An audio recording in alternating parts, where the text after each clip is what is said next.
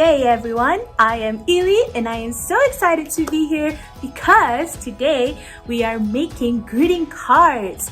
I will be making a step-by-step tutorial on how to make a greeting card for a friend or a family member, just to say I love you, to congratulate them, or to say get well soon.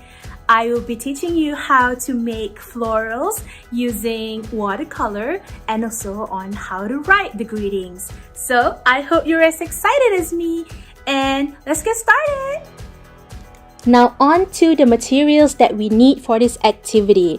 I have watercolor paper here so that it's easier for me to use watercolor on. I cut it into half and I'll fold it, and then you can use it as the card. You can also use any other types of paper that you have. Then I also have watercolor. You can use any watercolor that you have that you feel comfortable with. A pencil, any type. Water brush pens. This is so you can use the watercolor with. Any brushes at different types, different shapes.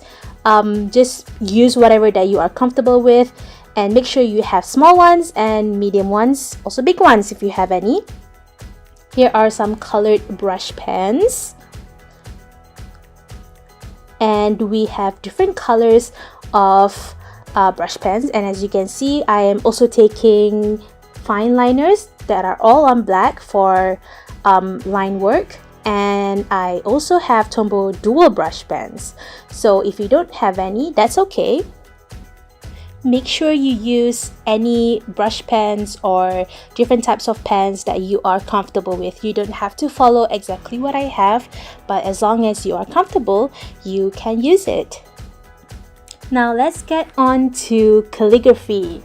Alright, to practice, you can do squiggly lines like this, and on the downstroke, you would make the line thicker. As you can see that I have it in my video right now, I make the downstroke line thicker. You can also use this technique to practice with some calligraphy. So for example, I'm writing hello, and you can darken the downstroke of every single letters. Now I'm going to show you how to write calligraphy using a brush pen. You remember that every time you do a downstroke, you will press on it so that it gives you a thicker line. For example, I'm writing good, so every time I do a downstroke, it will be thicker because I'm pressing on the pen. You can follow me as I'm writing on the video. And now I'm going to show you how to write the same thing using a smaller nib. And you can do a faux calligraphy with this as well. So do the squiggly lines, make thicker lines on the downstroke so that it looks like I'm using a brush pen, but I'm not. So now I'm practicing with writing holiday. So the rule is downstroke, thicker lines. So you just add in that extra line and color it in. You can do it with multiple colors. You can practice as many times as you can until you get it right. And there it will look like you used a brush pen. Alright, so let's use a bigger brush pen this time. Downstroke, thicker line. I'm writing holiday again. So you can practice this with many words. You can use practice sheets until you get the downstroke and the light upstroke. See, this is how I practice. Upstroke, downstroke, thicker line.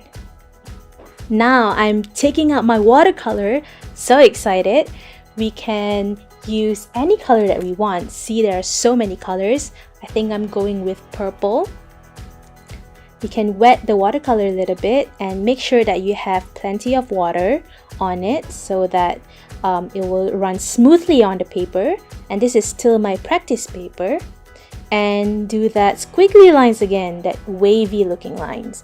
Light upstroke and heavy downstroke. Now I'm trying to write something with that technique. You can try with me or write another word. The good thing with watercolor is that you can also then mix some other colors, like how I'm doing now. I'm adding a little bit of blue onto the words. And you can practice this by using different colors, different words, and different types of handwriting as well. And now I'm prepping my watercolors to show you how I paint my flowers. I'm mixing some pink and some beige to make it a little bit orangier and lighter. You can mix any color that you want. You can add a little bit more water or less. And this is how I start my rose. I make small dots in the middle, small strokes surrounding it, and bigger strokes as it comes out. As it goes out the flower, it will have bigger strokes. And then I can add more paint in the middle to have a little bit more texture and difference in colors. You can paint many different types of flowers. So I am showing you another one. So I'm adding a little bit of that beigey peach with that pink and doing 1, 2, 3, 4, 5 petals.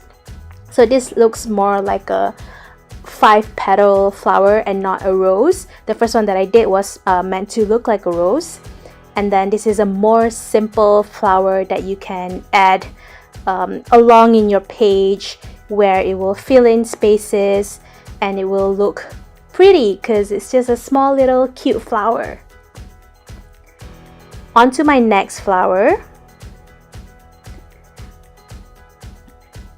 This one I'm painting a lot smaller, and this looks like you're looking at an angle from the front, so the front petal is a little bit shorter, and then you can add it at the side and make it look a little bit sideways.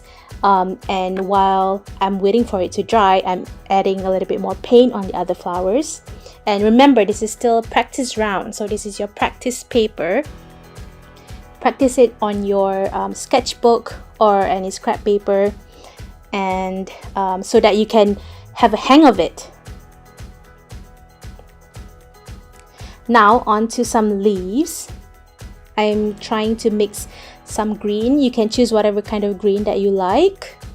I think mine is a little bit olive. So leaves are a lot simpler. You can just press the brush at the end, so it will make a thicker line, and when you lift it up, it will have a slim effect on the leaf. You can follow along as I'm doing it. You can also just use the tip of the brush to draw some really small leaves. Use the body of the brush to make the leaves thicker. I'm mixing more paints now to make the next leaf. You can do a side-by-side swipe, so you can create one leaf like how I did there. And you can also make small and long skinny leaves like this one here. So it can be many different shapes and sizes, any type of leaves that you've seen. You can also use some references that you can find online, or actually look outside with the leaves that you have outside of your house and see what kind of leaves that you can paint.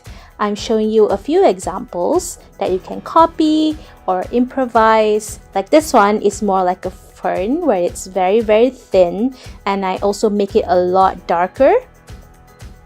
So it can also be a dark green mixed with a tiny bit of dark blue. Next, apart from flowers and leaves, I can also paint some berries. Berries are really cute, especially if you paint bouquets or you want something that's a lot more complex. Then you can paint these berries. They look so cute, and it makes it a lot more interesting as well.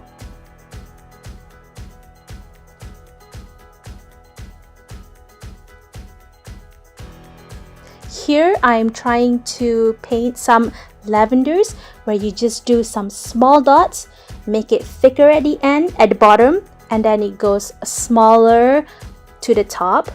As you can see, the base is bigger and then it goes smaller at the top, like how a lavender would look like. And make sure you have different type of colors in it as well. So you have darker purple and lighter purple to make sure that it has more dimension.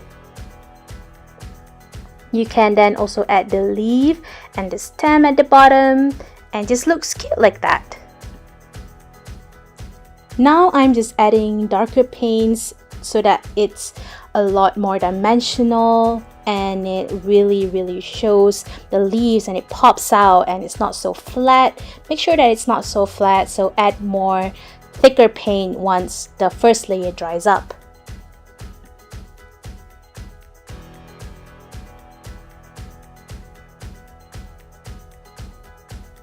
You can also be very creative and use different colors.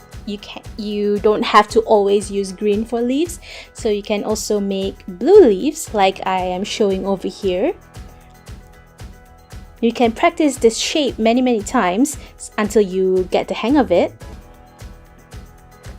Now enough with the practice, we're going to make a greeting card. Okay, so I put a washi tape in the middle, or you can use any artist tape, because we're going to write the greeting in the middle.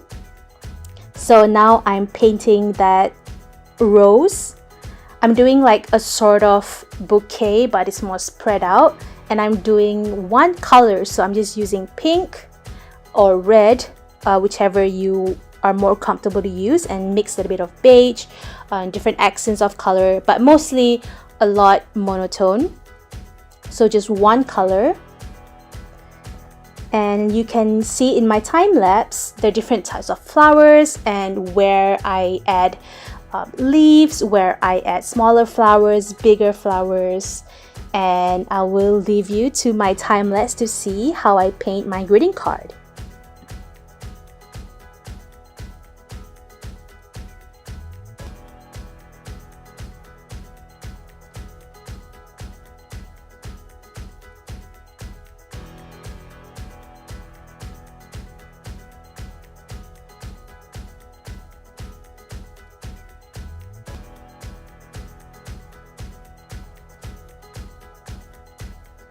Make sure you make different types of flowers, different sizes, and add leaves with different tones of the same color so that it looks a lot more organic and not so stiff and not so uniform. Not uniform is a good thing, so remember that when you're making this floral greeting card.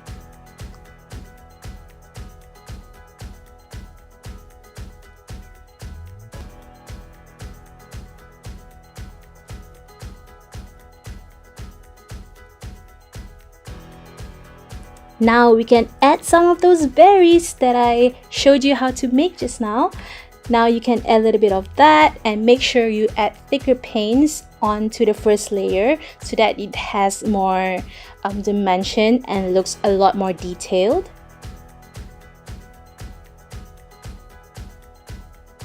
To make it a little bit more interesting, I added some orange into the pink to have a little bit of a different kind of pink. And I added one more flower and different types of flowers on here, small ones, big ones, and small berries, smaller leaves as well.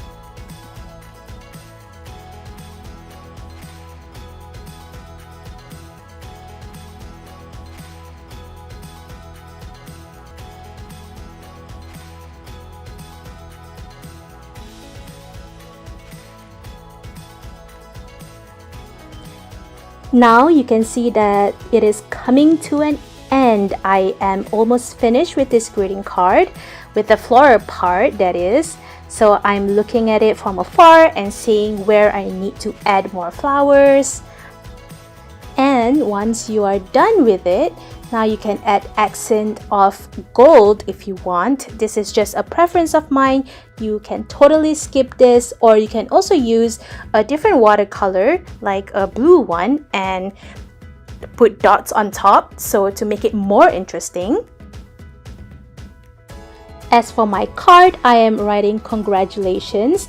I'm using a small brush pen in blue so that it contrasts a little bit of the flowers.